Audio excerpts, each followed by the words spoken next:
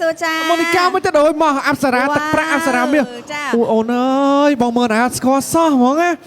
មិនទៅលាក់ថ្ងៃនេះមានអារម្មណ៍មិនដែរសម្រាប់ខ្ញុំរំភើបខ្លាំងមែនតើអូប្រឡាក់ដៃបងបាត់សម្រាប់ខ្ញុំមានអារម្មណ៍រំភើបខ្លាំងមែនតើដោយសារតែថ្ងៃនេះគឺជាថ្ងៃមួយដែលប្រជាជនកម្ពុជាយើងបានមកចូលរួមច្រើនខ្លាំងមែនតើហើយអ្វីដែលសំខាន់គឺមកគឺប្លែកភ្នែកខ្លាំងបើអត់ប្លែកគឺមិនកម្មវិធីផកបងស្រីតែប្រព្រឹត្តទេហើយ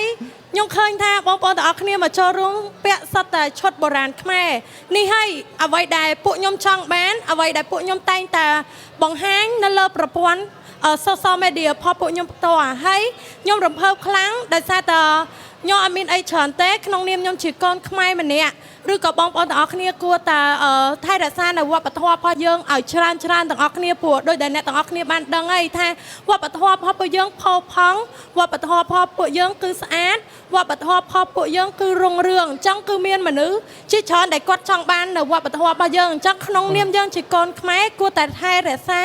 វប្បធម៌នេះឲ្យបានល្អបំផុតចុះការមិន